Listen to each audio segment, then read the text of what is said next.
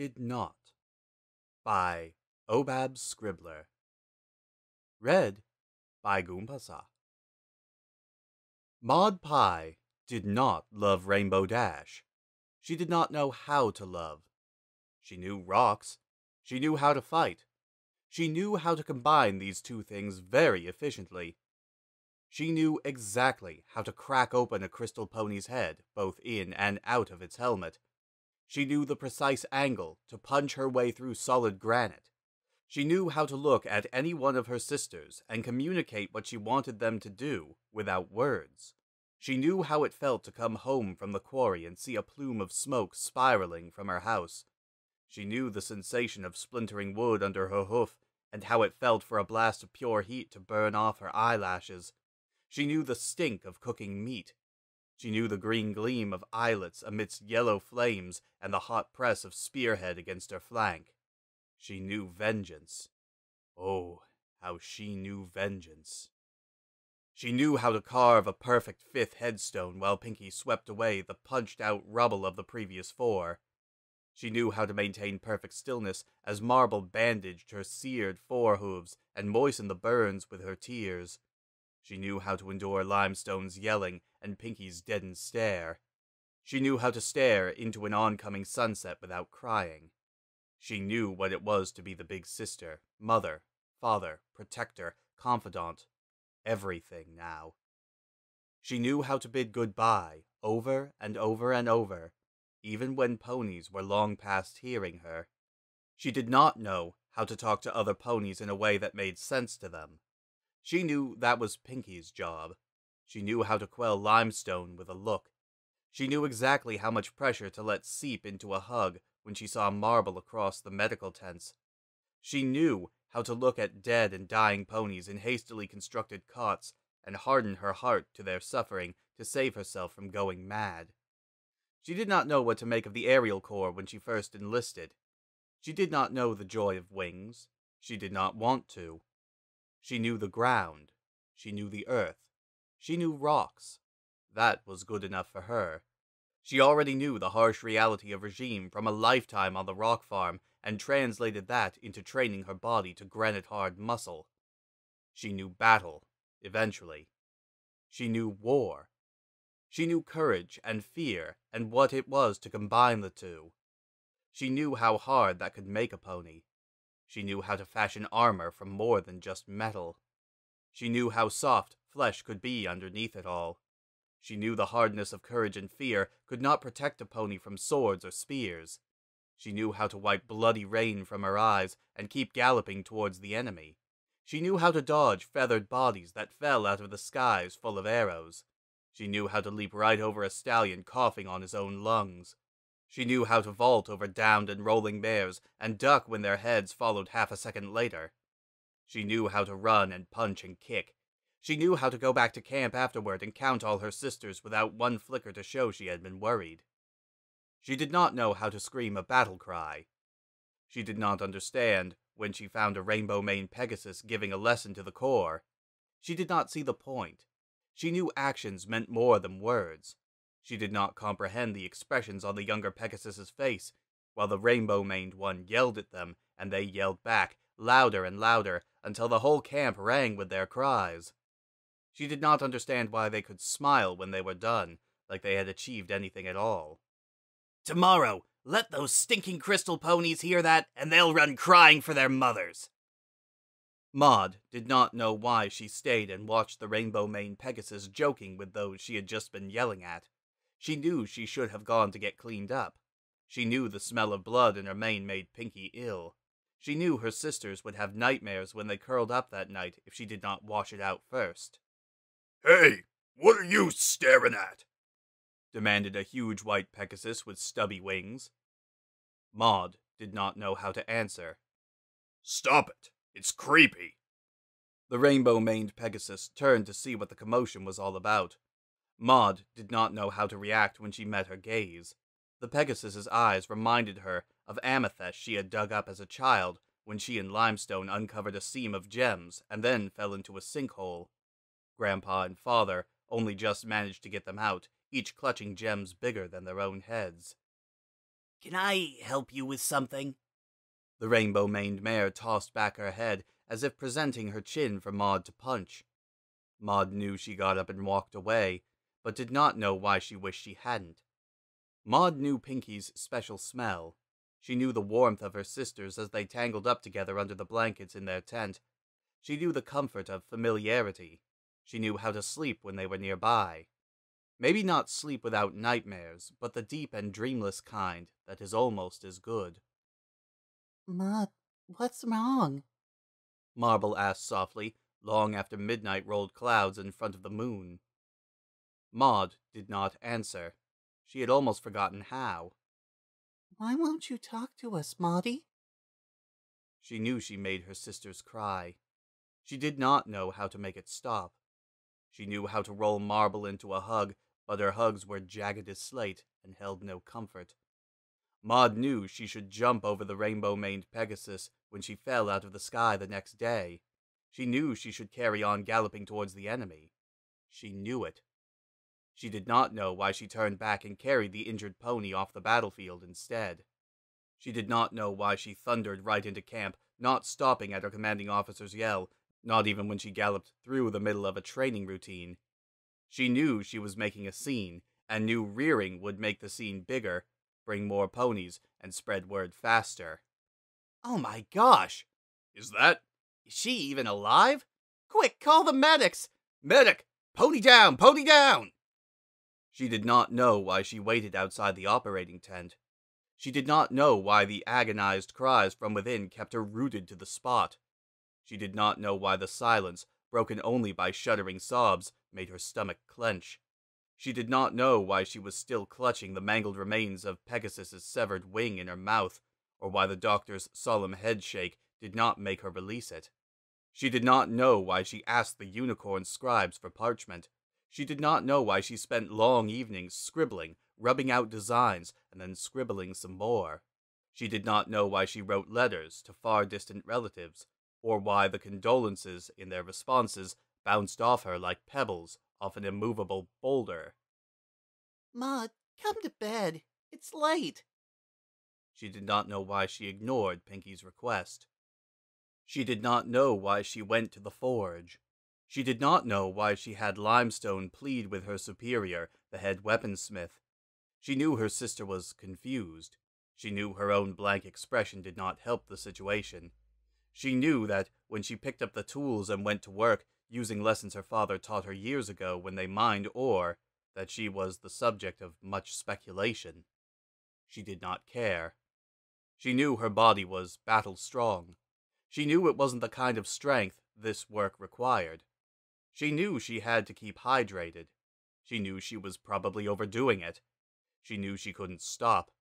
She knew only the endless folding upon folding upon folding of metal, strengthening and aerating at the same time.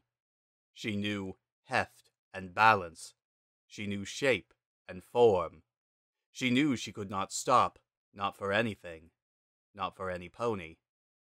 She knew when it was completed that she did not want to go to the convalescent section of the camp. She did not want to complete her wild-headed plan. She did not know it was even possible to describe herself as wild-headed. She did not want to see the hollow eyes of the ponies too injured to fight anymore. She did not want to step down those runnels in search of a rainbow-maned Pegasus with eyes like rough amethysts. She did not knock. She did not go in. She knew Marble would take care of what she could not do. Why in Tartarus would I want to see some stupid earth pony I don't even know? Bellowed the voice from inside. Because she came all this way. Big deal! Tell her to get lost! Maud did not get lost. Maud felt like she was finally finding herself after being lost for a long, long time. What do you want? I told the nurse I didn't want to see you. Maud did not speak. She did not explain. She did not flinch as she brought out what she had made and placed it on the floor between them. She did not react when the rainbow-maned Pegasus inhaled sharply. Is this some kind of joke? I know you. You're that pony who can punch through rocks. I never figured you for a practical joker. The rainbow-maned Pegasus spat the words like they were hot coals. Maud did not shake her head. She did not leave. What the hell would I want with a metal wing? As if on springs, the rainbow-maned Pegasus leapt from her chair. Her solitary wings spread wide, pin feathers pushing apart like knives cutting through the heavy air. It isn't bad enough I can't freaking fly anymore. You expect me to just sit here and take it while you freaking mock me? Maud did not reply. Answer me! Still, Maud did not reply. Answer me, damn it! What in Celestia's name are you playing at, you cruel piece of— It's special metal. Maud did not react to Marble's small gasp. What? The rainbow-maned Pegasus faltered. Super lightweight, aerated, like bird bones, special metal, sky iron, very rare. I called in favors to get it, fringed it to act like regular feathers. You'll have to get used to the hydraulics. The harness will fit under your flight suit. Maud did not know why the blockage in her throat was suddenly not there anymore. She did not know why she was speaking. She knew her voice was rough with disuse, but she did not know how to stop now that she had started. You can do that. You're strong enough. You... The rainbow-maned Pegasus looked between the metal wing and her, uncomprehending. Her eyes had a wet sheen to them, but she screwed up her nose, blinking her way back to clearness. Why? I do not know. At last, Maud wavered. I wanted to see you fly again. You should be in the air. You're not meant to be on the ground like me. The rainbow-maned Pegasus stared at her. I don't even know your name. Maud. Maud Pie. I'm Rainbow Dash. She advanced on the wing like it might bite her. You're sure this will work? Reasonably. You'll need to train with it first. It's a prototype. One of a kind. I'll need to work the bugs out as you find them. Rainbow Dash picked up the wing and held it. No, cradled it. She cradled it like she had never been able to cradle the ruined one Maud had buried out behind the training ground. Thank you. You have no idea what this means. She brushed savagely at her eyes. No freaking idea. No, she did not. You're welcome. Maud did not look over her shoulder as she turned to go. Wait! She did not acknowledge the sudden thrill in her belly. Yes? Never mind. I don't know. Thank you, again. Thank you so much, Maud. I guess you're my freaking hero or something corny like that. Maud did not let Marble follow her. She did not stop running until she reached her own tent. She did not stop breathing like her heart would burst until Pinky came to find her, having heard about her madcap rush through the camp. Maudie? Maud knew Pinky's hugs were special. She did not know how they were special, just that they were. In another world, perhaps one of Pinky's hugs would have been enough to heal her heart a long time ago. Or maybe the pressure of Pinky's forelegs would have just shattered it in her chest like shale, shredding up her lungs so she stopped breathing, and all her messy emotions went away where she didn't have to think about them anymore. Pinky, she whispered. Shh, shh. It's okay, Maudie. It's okay. Pinky's voice was thick. It's okay to cry. What? I'm not... She did not realize until she touched her own cheeks. I don't know. Pinky, I don't... Maud did not manage to say more than that before she could not say any more. Oh, Maudie. In the days that followed, Maud did not go back to the forge. She did not write any more letters. She left the ones that arrived for her unopened. She did not let herself think about Rainbow Dash again until the mayor herself pushed aside the flaps of the Pie's tent and marched inside. You need to show me how to use these freaking hydraulics. Maud did not tell her no. Maud never told her no. She did not even tell Rainbow Dash she was too busy. She did not make excuses. She did not shy away from what she had started, though, in truth, she did not fully understand what she had started. She did not stop when Rainbow Dash was tired. She did not let up, even for a moment. If you don't master the wing, you'll fly, but you'll die. It was dark, and every pony else had retired for the night. She had barked a volley of curses at Maud, wincing as she got back to her hooves, and swayed with fatigue. I do not want you to die, Maud said, soft even for her. I do not want you to go away. Rainbow Dash froze. Can't say it's on my to-do list either. Maud did not break the tension that had sprung up between them. Punches did not break tension, and she knew no other way to break things. Once more around the grounds? Rainbow Dash sighed wearily. Yes. Maud did not let Rainbow Dash rest more than was necessary. She knew Marble worried about the strain, but neither Maud nor Dash herself were willing to give less than their best. At the end of each session, Maud did not offer to let Rainbow Dash lean on her as they left the training grounds, but did not push her off when she slung her hoof over her shoulders for support. She did not ever push her off. She did not stop putting on her armor on the morning of Celestia's army's next offensive. She did not need to look up to know who had entered the tent.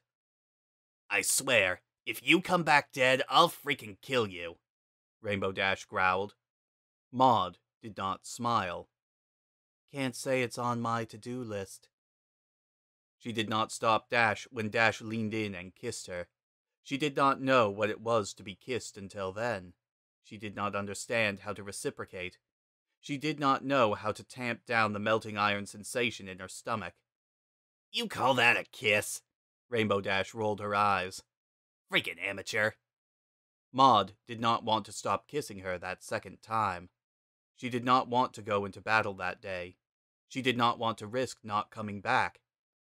Yet, she did not falter as she took her place in line. She did not look back. She did not hesitate during the charge. She did not waver as she crushed Crystal Pony's skulls through their mangled helmets. She did not stop when she saw the Dark King himself on the battlefield. She did not veer aside. She did not lose sight of him as he raised a wall of pure crystal that separated his forces from Celestia's.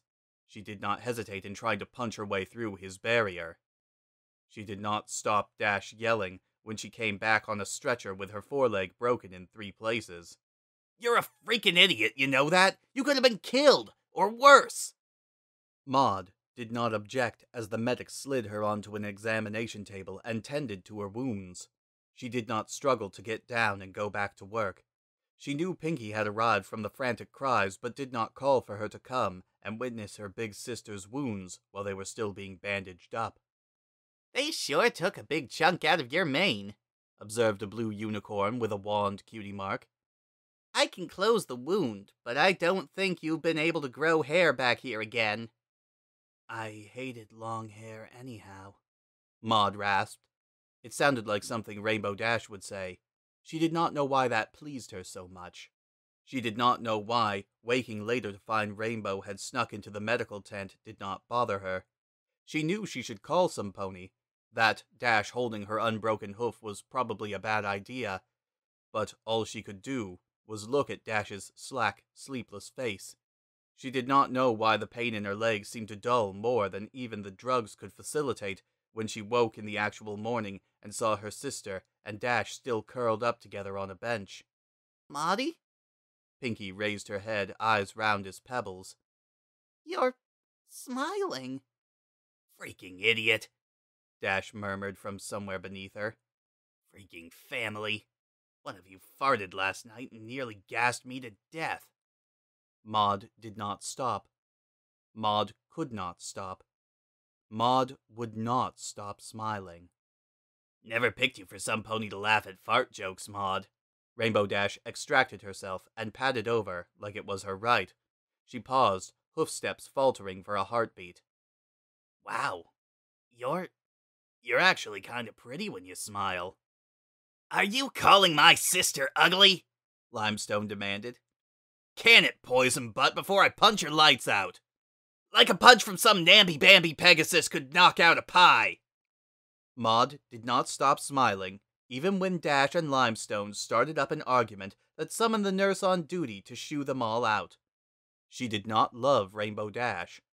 She did not think love was enough of a word. Maud Pie knew rocks. She knew how to fight. She knew battle and courage and war. She knew that all might die tomorrow. She knew that Sombra's army would come back again and again, as many times as it took to wear down Celestia's ponies. But, after so long, Maud Pie finally knew happiness. The end.